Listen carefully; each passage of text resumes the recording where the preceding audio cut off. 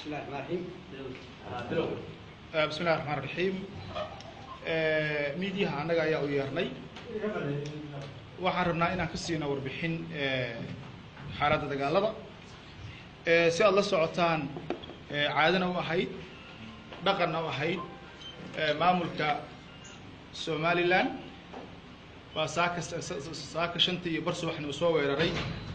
deegaanka ay ku sugan yihiin ciidanka Puntland ee deegaanka Tukarraq waxay ka soo weerareen saddex aag oo kala duwan ay ka soo weerareen saddexda aag ba ciidanka Puntland ayaa hadda ku sugan gacantana uga dhigay meelihii ay duulaan ka soo qaadeen taasoo ay marag u tahay garasho xumada iyo aakhirwaaga ay ku socdaan maamulkaas sidoo kale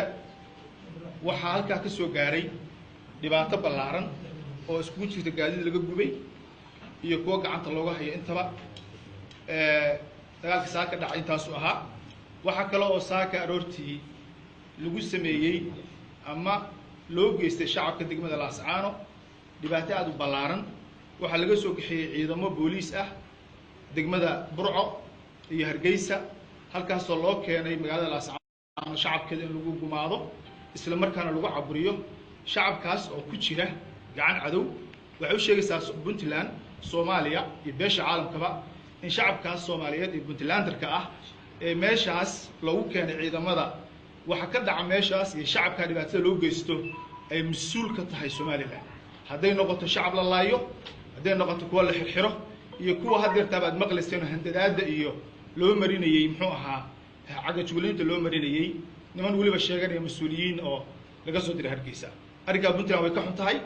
waxayna kaloo la tiiraysan tahay lana wadaagaysaa shacabka reer Sool dibka ay ku jiraan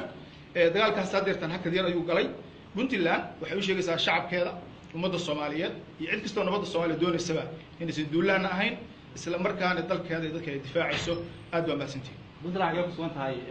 afayar mahadsantihiin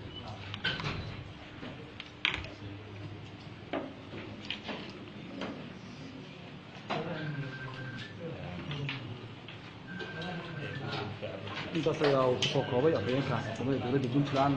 xogta ku saabsan dagaalka saaka dhex maray ciidamada difaaca ee Puntland iyo dabcan maamulka Hargeysa oo duulaan ku soo qaaday deegaanka